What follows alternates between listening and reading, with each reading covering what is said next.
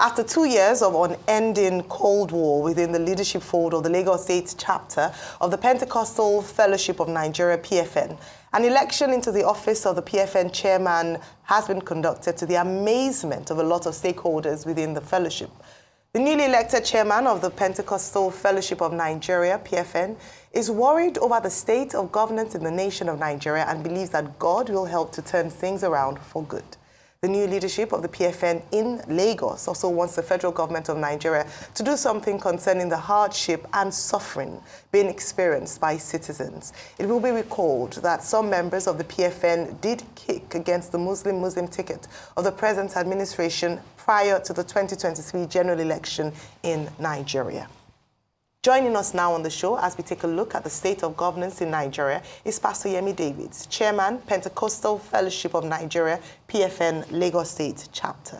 Good morning, sir, and first of all, congratulations. I know you were recently inaugurated as PFN Chairman in Lagos State, and you're welcome to the morning show. Thank you. Thanks for having me, Dr. Abati. Good to be here.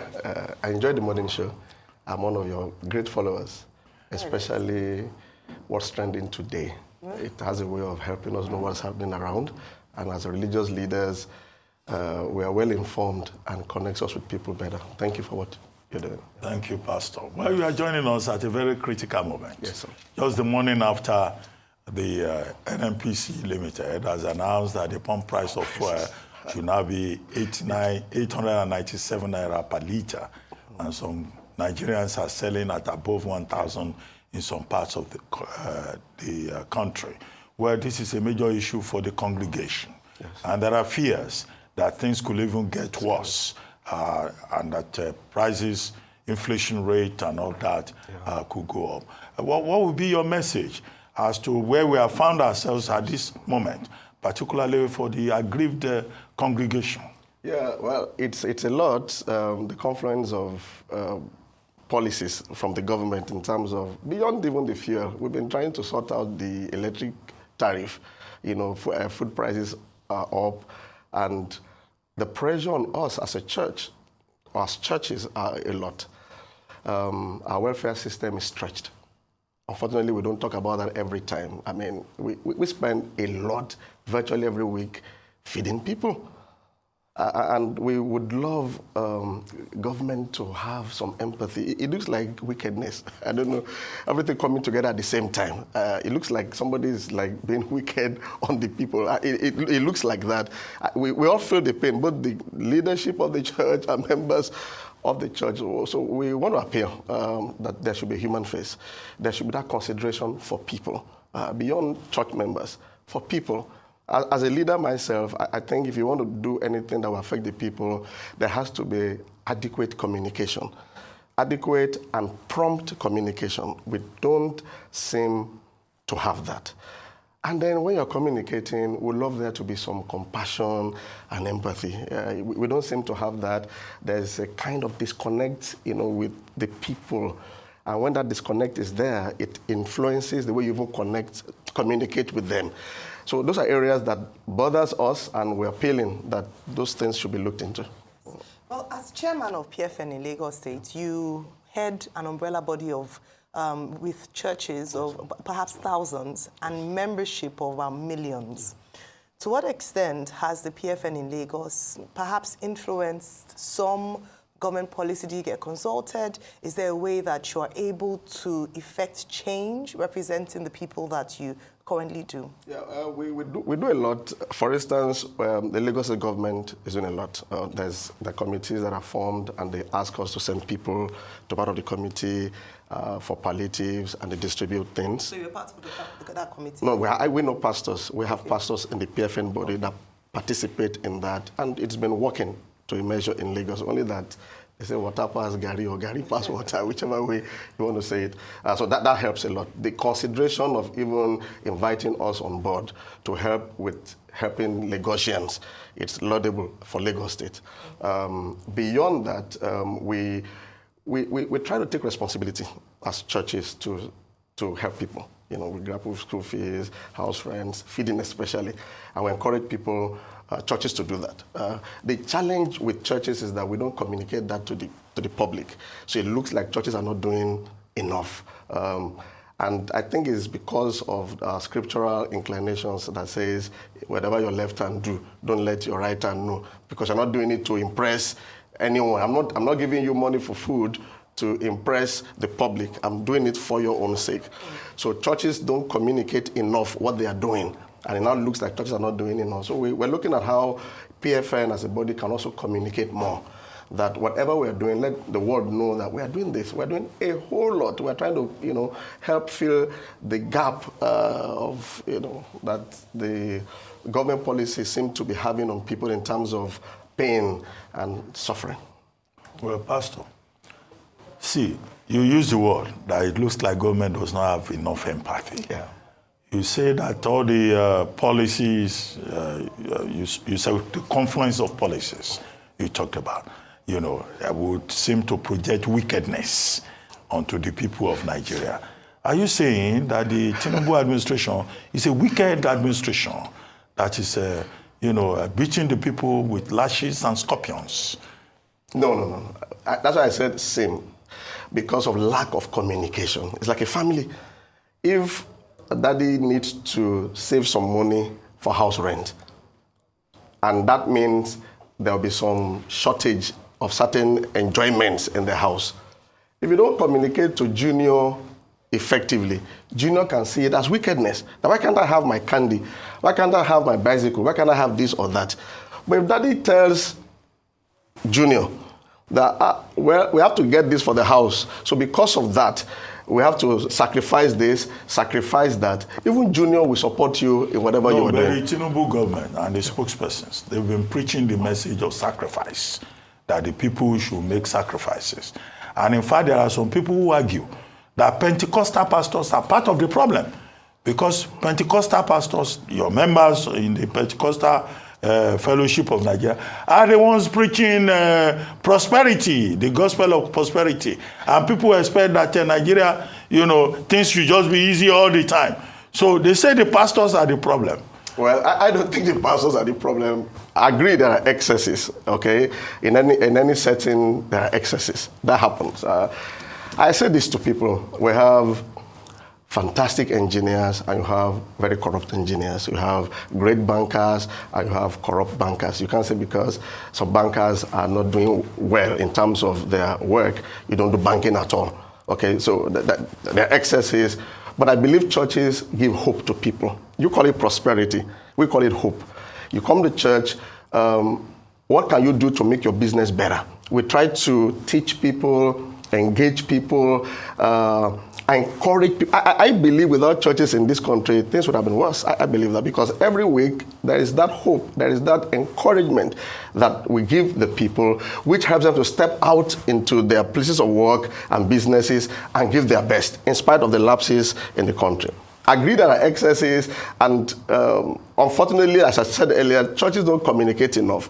So it looks like the squeaky pope speaks louder than the ones that are working. So I think the lapses we have in communicating what we do regularly. For instance, when I saw the figures we spent as a church on feeding people in the last 1 month, it's staggering. It's several millions just feeding.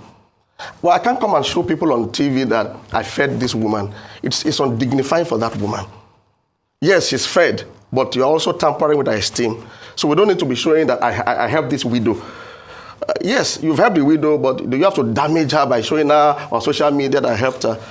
In that sense, so some people are so hungry they don't mind about dignity. But that's them. But that's them. It doesn't mean you have to do it like that. Yes, I'm saying that we are doing a lot. Yes. But we also need to start communicating a lot. Like we did some things for widows during Easter, about 1,000 widows, clothing, foodstuff. We did it regularly. So when we show pictures, from their back, you don't see their face. So we are saying that churches should say what you are doing. Don't let it look like they say we are taking. Let them see how much we are breathing out, so that they can have a robust understanding of, this is how things are. Because you can't blame them for the narrative they have if you're not saying what you are doing. Absolutely. Yeah. I have two questions for you. During your speech, when you were inaugurated as the chairman of the PFN Lagos State chapter, you had centered on unity, Yeah. based on some of the internal issues in the PFN chapter of Lagos State. But I see that also replicated even in Nigeria as a whole, Lagos State as a whole. Yeah. It was along issues of tribal sentiment, political intrigues, and it's the same that can be said for Nigeria. In fact, we've constantly advocated here for efforts to bring people together. The ethnic slurs and insults and the division along ethnic lines is incredible. It shouldn't be seen in 2024 in Nigeria. I'd like you to share what are some of the recommendations you'll make. First, of a man of the cloth, and you preach love, you preach unity, you preach togetherness, and then perhaps recommendations for the government as to what they can do to ensure that people, Lagos State saw it really bad during the elections, we're being honest. And we've seen that in many ways. We see people online just spewing hate. How can we unite Nigeria again? Then the second question is, the End Bad Governance protest. I'd like to get your view on that. Yeah, okay. Did your members participate in that? Yeah. Did you, are you in support of that? Because you've talked a lot about hunger and how you fed a lot of people, and this is the reality. In fact, the word out there is a big power. A lot. We are hungry. So I'd like you to on those two questions. Yeah, it was not too good the last elections. I was personally pained because when the road is bad, whether you are Yoruba, Igbo, or Hausa, you apply that same road. So I think what I want to encourage, especially from my constituency, is development. Whether you are Muslim, atheist, or Christian, where there is development in terms of electricity, adequate security, you're okay. There's no Muslim security in that sense, or Christian good road. You understand? So I think what we need to do is educate people. And I think pastors have a fantastic opportunity at doing that. If we say government is not communicating enough, we have the opportunity to do that maybe every Sunday. So can you teach and educate the people about why it's not about this ethnic thing? It is development we're all looking for. Everybody wants electricity. We want fuel, at the right price, whatever that means, So when we do that regularly, I think government will align with it. Because by the time the polity is educated in that light, they will also, it will be hard for them to toe what we saw in the last election. As regards, what's the second thing again? End-bad governance protest. I mean, I was part of NSA's protest myself before it was hijacked. When people are hungry, I don't think it's fair to also tell them how they should respond to hunger. It's like your child is hungry at home, and you're not really providing, the food is not really ready. You're not telling the child, when you are crying, don't cry loud. Don't let the neighbor hear. You can't be telling someone how he or she should protest in that sense. It's an unconscious thing. Some people will be quiet and be looking at you. Some others will shout, I'm very hungry. So I feel people should be allowed to express themselves. If you don't listen to people, the reality is they'll protest. They will, and beyond protest, insecurity. We have issues in churches where people they steal whole instruments, sound system overnight. It's the same thing we're all going through. I mean, can you imagine coming to church on a Monday morning and what you used on Sunday had been cleared?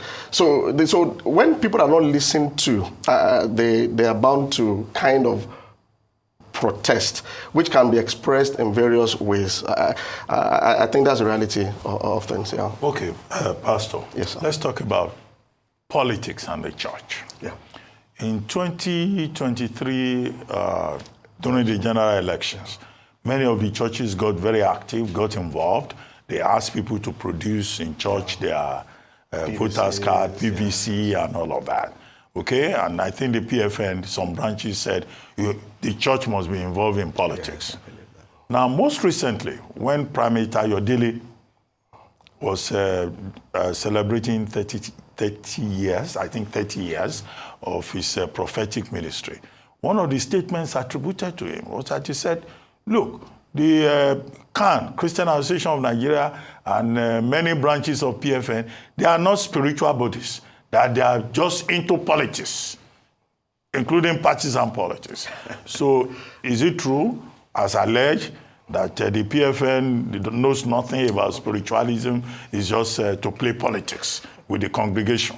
and government. Thank you. I think it is the situation we have in our country that's making the politics thing to be so loud. In my speech on Saturday, I remember I said one of the things we want to focus on is more alignment with Pentecostal fellowship. Like, it's Pentecostal fellowship. In fact, I made a statement, I said, it's not Pentecostal political fellowship, that this should be a power. Yeah, there's politics in terms of engagement with government, which Ayo mentioned earlier. That has to be there. We need to represent our body well and also engage with the government to see how we can help them. But the major chunk of of PFN going forward, building on that, is the Pentecostal fellowship itself. The partisan thing bothers me a lot. What I did in our church, I remember I had to tell them, you educate people about national transformation. In fact, I said we have a lot of Bible schools. We train pastors, and we have pastors. So you agree with Prime Ayodele that there are many politicians in the church who parade themselves as pastors? No, I do not, in the sense that the ones that are doing it, it's like marriage. When somebody ends up in a crisis, it's louder than the many people doing well in their marriage. So you cannot begin to assume that everybody is failing in their marriage. It's not true. There are a lot of churches that are doing very well. There are a lot of churches that are facing their business in the sense of spiritual focus. They just need to communicate more. As per partisan politics, I think churches should allow people make their decisions. I don't think it's too okay to say a member should vote for a person. I don't think so. It's okay to educate them about national transformation, about what should be. Then you too develop yourself. I remember during the NSAS protest, I said to the young people, or younger people because I'm still young, I said to younger people that you are protesting now. Can you also prepare for the time? Because one day you'll be there. It's not easy to be in that place. Because by the time you get there, now they're not too young to rule. By the time you get there, will you not do worse? So preparing people for leadership, I think, is one of the things we want to start doing. President Tinubu used to be one of the protesters, leading protests to fight for June 12. He's there now. So easy. Some of the people protesting today may one day be there too. You are very right, Pastor. And thank you very much for joining us on The Morning Show.